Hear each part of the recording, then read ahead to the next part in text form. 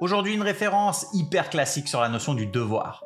C'est la distinction faite par Kant entre faire quelque chose par devoir et faire quelque chose conformément au devoir.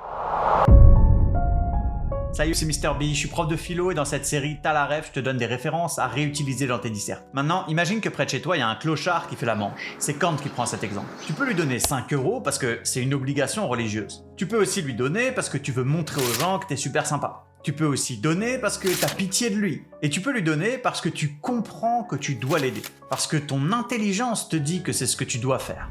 Or, c'est pas la même chose du tout, dit Kant, même si le résultat est le même. Dans les 3 premiers cas, je donne, c'est bien, mais c'est un acte qui est seulement conforme au devoir. C'est bien, mais la motivation n'est pas top.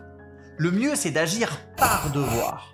Et ça veut dire faire quelque chose juste parce que la raison nous dit de le faire.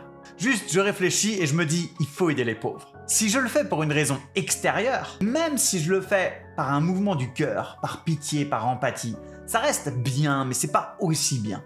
Bref, tu peux retenir Kant, fondement de la métaphysique des mœurs, agir conformément au devoir, faire le bien par intérêt ou par émotion, agir par devoir, obéir à mon intelligence quand elle me dit « tu dois faire ça ». Je te mets un texte en description. Et pour finir, un petit exercice. Imagine que tu te promènes et tu vois un type qui va escroquer des touristes. Là, t'as honte de ce qui se passe dans ton pays et tu vas aider les touristes.